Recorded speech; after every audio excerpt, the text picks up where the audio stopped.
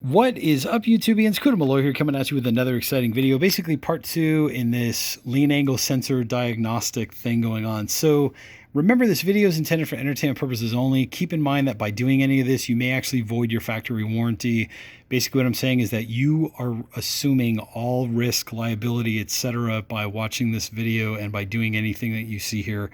So keep that in mind. I am relieved of any liability personally, so keep that in mind. All right, anyways, going on with the video, basically what I did was pulled off the retaining clip, pulled out this rubber O-ring thing right here, got this piece out of the unit. So this is the actual lean angle sensor and the pendulum.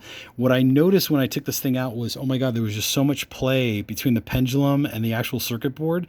That could have been one of the reasons why this person's motorcycle wasn't starting. Gen 2, give or take, 2008-ish, give or take, Yamaha FJR. That's the problem that was going on.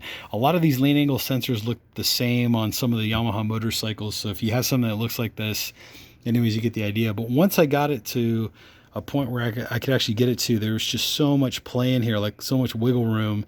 I think that may be one of the reasons why this thing isn't starting. So when you take this out of here, out of the protective housing, what happens is you see there's this gray pendulum and then there's the circuit board. And what happens is when you pull out the pendulum, there's a little magnet right there that makes contact with this little black box.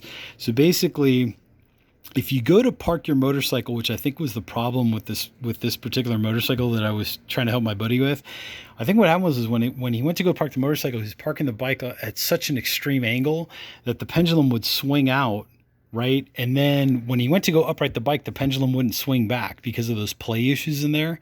So I think that's what was causing the issue. So we're just going to replace this whole thing, get a brand new unit, and hopefully check one box off the list of things of why this person's motorcycle is having issues starting.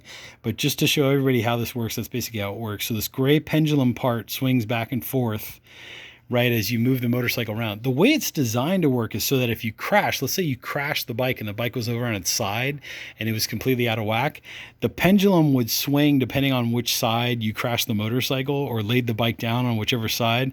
The pendulum's deciding to swing out, break the connection with that little sensor, and then shut the motorcycle off and not start up again until you get the bike back to an upright position or until this pendulum resets.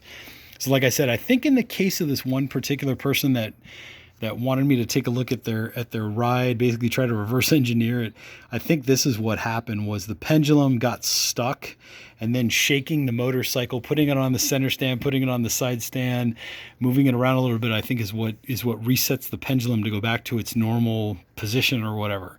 So anyways, there is a subscribe button down there below. Remember, this video is intended for entertainment purposes only. There are some links to some pretty cool products in the description. Make sure to check those out. Anyways, I'm Kuda Malloy. We are going to replace all this with all brand new stuff on the next exciting video.